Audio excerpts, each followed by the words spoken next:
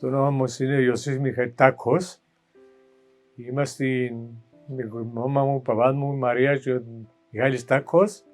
Είμαστε 8 αδέρφια, 6 αγόρια, 2 κορίτσια. Μεγαλώσαμε μέσα σε έναν μακρόστενο σπίτι, 8 αγόρια. Μεγαλώσαμε, πήγαμε στο σχολείο, δημοτικό σχολείο. Η δασκάλα μου ήταν η Ορτάντζα η Φέλιξ, στον Ασώματο. Ο πάτερ Γιάννης, πηγαίναμε σχολείο και Σαββάτο. Η έξοδος μας ήταν να πίνουμε στην εκκλησία. Κυριακή μόνο στην εκκλησία. Ώστε να μεγαλώσαμε, γίναμε 14 χρονών. Ξυπνούσε μας ο παπάς μου η ώρα 4-5 το πρωί και πήγαιναμε στα χωρά και βγάλαμε ρόδι.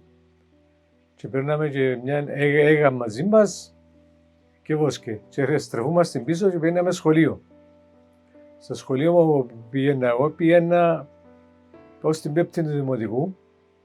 Ο πάτερ Ιωάννης ήταν αυστηρός πολλά και έδερνε μας με τη ρίγα ανάποδα, μύτη, και μας εγωνάτε πας στο ρόδι. Μια μέρα με εγωνάσε στο ρόδι και δεν βρήκα και τον τράβηξα από το γέννη.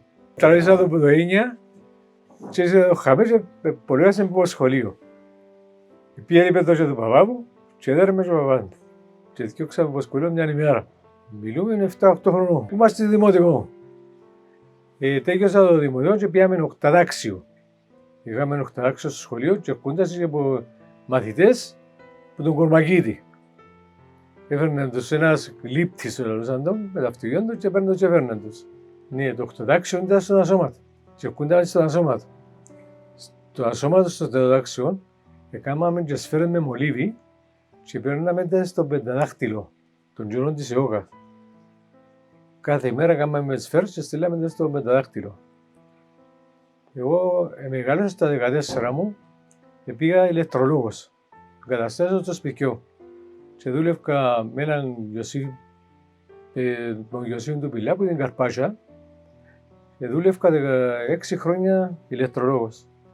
Μετά πήγα στην Λευκοσία, στον μάστρο μας, τον κάποιον Κώστα Μενελάου και δούλευκα πιάνα 3 λίρες την εβδομάδα. Τη 1,5 λίρα δίδεται στο λεωφορείο το λεωφορείο που πήγαινε έρχομαι στο ΟΚΟ. Έρχεται ο παπά μου στο μάστρο μου και λέει του μάστρο εγώ θέλω λεφτά, θέλω τέχνη. Και εγώ μόλις έφυγε ο παπά μου λέω μάστρε ως την Παρασκευή λέω του θα φύγω. Έφυγα και πήγα στην Coca-Cola. Την ίδια ημέρα να λέμε εντάξει της Δευτέρα καλά λέω τους πόσα είναι το μεροκάβατο. Να λέμε 80 λίρες την εβδομάδα. Εντάξει λέω Δευτέρα λέω μου ξέρει και οδηγά, ναι ξέρω. Και τράχτω και φορτικά και όλα. Εντάξει εγώ. Πήγα το 1972 στην Coca-Cola, έμεινα 40 χρόνια, τον γιορών της ΕΟΚΑ, ερχόντας είναι Εγγλέζοι στον Ασώματο και στην κάτω τη δοξαμένη που ανεβρίσει πριν να μπει στο χωριό. Και είχε και δεξαμένη. Και πήγαμε και κάναμε μπάνιο μες στη δεξαμένη. Και ερχούσαμε Εγγλέζοι και δώσαμε μας πισκότα. Και πήγαν Εγγλέζοι στο πόλεμο, ύστερα εγώ δουλευκά με το λεωφορείο στην Coca-Cola. Έφερνα πια άδεια, έφερνα μαθητές με το λεωφορείο του Μακαρίου του πεθερού μου στην Coca-Cola και έπαιρνε έπιανε τους και έπαιρνε τους στα σχολεία. Τον καιρό του πραξικοπήματος εργαζόνταν πάρα πολλοί Τούρκοι στην Coca-Cola και είχα έναν παρέα, λαλούσαν τον Αλή. Ήταν στρατιωτικός με 3 αστέρες, δούλευκε στην Coca-Cola και τη νύχτα έπαιρνε στο στρατό απ' εκεί. Την ημέρα του πραξικοπήματος, που ήταν μέσα στην Coca-Cola και ξέρει να φύγει, λέει μου Ιωσήφη, φύγε από την Coca-Cola, μπορεί να πάει στο κόμμα, μένει στραφής. Διότι το Σαββάτο θα κάνει εισβολή η Τουρκία. Λέω του καλά ρε, πού τα ξέρεις. Ακούνε που σου λέω, λέω. Έφυγασαν, εμείς δεν μπορούσαμε να φύγουμε με την Coca-Cola. Μείναμε 4 ημέρες μέσα στην Coca-Cola, εγκλωβισμένοι. Πραξικοπηματίες ακούνε ότι πιάνναν όπου βρήκαμε στον δρόμο, πιάνναν και παίρναν το νοσοκομείο, ευκάλει αίμα. Μείναμε στο Coca-Cola σε 6 ημέρες, κάνει ξενοδρόμο και πήγα στον Ασώματο. Παρασκευή, Σαββάτο έγινε το εισβολή. Είδαμε τα αεροπλάνα που κούνταν σωτά και χτυπήσαν και στον κοντεμένο. Μόλις έκατσε η κηχηρία, σταματήσαν τα αεροπλάνα, πήγαμε 4 άτομα. Εγώ, ο Λεβέντης, ο Αλέξανδρος και ο Αντώνης του Πιάτη για να πιάμε το στρατό να τους θάψουμε. Και πιάμε τους και πήραν μέσα στο κημητήριο μας και δεν δέχτηκε ο στρατιώτικος τους και ήρθαν και πιάχαν τους και δεν ξέρουν πώς επηράσει. Στην εισβολή χωρούμε τους Τούρκους που τον κοντεμένο με τα όπλα στον νόμο και χαπαρί έρχονταν και φώναζαν, ήρθε η μαρούλα του Πιθάνη και φώναζε οι Τούρκοι έρχονται. Και χωρούμε τους που τον κοντεμένο και ο Μακαρής ο πεθερός μου έβαλε τους σφυρκά να έρθουν για να φύγουν.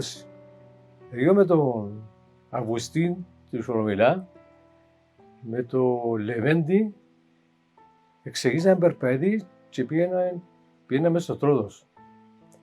Τη νύχτα η ώρα θυκιόταν μεσαέρτα, διανυκτερώσαμε στην εκκλησία της Γαλάτας.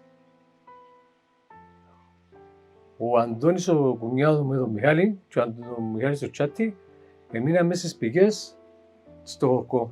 Και ήβραν έναν κοντομενιώτη και ήταν με τις κόρες τους μέσα στη σπηλιά. Και είχε ένα αυτιόν και έδωσε πιάστε αυτιόν μου, πιάστε τις κόρες μου και φύγατε. Φύγαμε εμείς, ξεκινήσαμε σιγά σιγά, μέσα στη ζώθηκια ήβραμε μποστάνια. Είχαμε και 15 στρατιώτες μαζί μας. Κάτσαμε μέσα στο μποστάνια, φάγαμε καρπούζια, τώρα μην τρώτε πολλά καρπούζια, δεν θα μπορούμε να πατήσουμε. Στο τέλος ξεκινήσαμε, εφύγαμε εμείς και 4 στρατιώτες. Οι άλλοι όλοι δεν ξέρουν που πήγαν. Τέλος πάντων ξεκινήσαμε, πήγαμε στη Γαλάτα, παίζαμε στην εκκλησία. Την πρωί ξεκινήσαμε, πήγαμε στο Τρόδος για να βρούμε τους άλλους χωριανούς. Και πήγαμε και βράμε το Μακαρίνο τον πεθερό μου και έκλαιγε ότι οι ιούς του έπαιξαν πια σκορκό και λέω του με έφασε δύο σου στη Λεμεσό λαό του. Τηλεφώναμε στη Λεμεσό στο θείο του στο Φραντζή. Και ειδοποιήσαν και τα τσικάω τα κουπέκια. Μείναμε στο Τρόδος 3 μέρες, 4 και κατεβήκαμε Λεμεσό και νοικιάσαμε έναν σπίτι τουρκικό και εμείς κάμε μέσα. Εγώ όμως εν τω μεταξύ δούλευκα στην Κοκακόλα. Έφυγα από τη Λευκοσία, τη Λεμεσό και τα Λευκοσία νοικιάζα σε ένα ξενοδοχείο, παγιό ξενοδοχείο με το μυαλάκι του θύμου του Τοβί. Και εμείς κάμε τζάμι. Και τον αδελφό μου τον Πάμπο. Στους 6 μήνες νοικιάσαμε σπίτι και ήρθαμε όλοι Λευκοσία. Και δούλευκα εγώ και ο Τελέσφορος και ο Πάμπος. Δουλεύκαμε εγώ στην Κοκακόλα μόνο. Εμείς κάμε στην Κοκακόλα, ξεκίνησε το PNL δουλειά συνέχεια. Ύστερα έκαναμε παρέα με τον Ηλία του Τσάτι. Κάθετος στο Νεάπολη. Και έβαλα τον Τζίζο δουλειά μες στην Κοκακόλα, έκαμε μαζί. Κάθε Σαββατοκύριακο έπιανα το Λεβέντη, τον Αντώνη και παίρναμε διάφορους τσίκους, διάφορους. Το μεταξύ στο είπα στο χωριό, δούλευκα σχόλα από την Κοκακόλα και πήγαινα και έσπαιρνα τα χωράκια όσο ώρα 10 νύχτα, πριν τον πόλεμο. Δούλευκα Κοκακόλα και πήγαινα και δούλευκα στο κόμμα σπέρναμε. Και το καλοκαίρι το ίδιο θερίζαμε. Πάλι σπούδα όλα και κάμαμε την παρέα από το κόντο τα κοπεκιόλια και έρχονταν πολλοί τους Ηλίας από τη Λευκοσία και είχα έναν αυτοκίνητο Fiat. Μόνο που είχαμε στο αυτοκίνητο στο ασώματο και πιάννα και πίναμε τζερίνια, κιθρέα, τσίκο, πάφο, κάμαμε πολύ παρέα. Που τον πόλεμο και τα, άλλος πως και άλλος πόδι, εξαφανιστήκαμε. Ήρθαμε Λευκοσία, δούλευκα, που η ώρα 6 το πρωί, δώσα 3 και ο 3 τα μεσάνυχτα. Overtime και μετά καρτώθηκαμε με τη θεία σου τη Λένια, επαντρευτήκαμε. Να σου πω, ήταν καλό το σχολείο, η δασκάλα ήταν πολύ καλή. Ο δασκάλας ο Παρτέλας ήταν όλοι πολύ καλοί, και ορτάντζε δασκάλα. Οι εκδρομές μας ήταν τσίκου υπό το προφήτη Ηλία και παγιάβρηση. Περνάμε περπαϊτή. Άρα το σχολείο ήταν πολύ καλό. Ήξερα καλά γραμματά και μαθηματικά και πότα. Ο Μακαρής ο παπάς μου δεν να σπουδάσουμε. Δεν κράουσαν τότε και κάτσαμε στη δουλειά όλοι. Δηλαδή μας κάθε λαμπρίν σε κλειστά ήμουν τα ξύλα και κάνουμε την λαμπαριά από έξω από την εκκλησία. Και από τον σύλλογος τώρα, φτάναμε την λαμπριά και κάναμε και ούταν ο Ιωσήφ στη Δεσπότη και κρούζαμε το.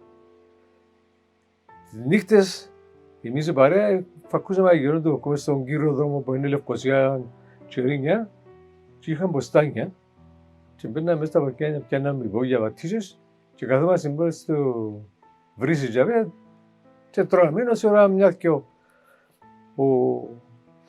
Αντώνης του Πιάτη μετά τον πόλεμο πήγαινε στα πλοία και από εκείνη τη χρονιά δεν τον είδαμε.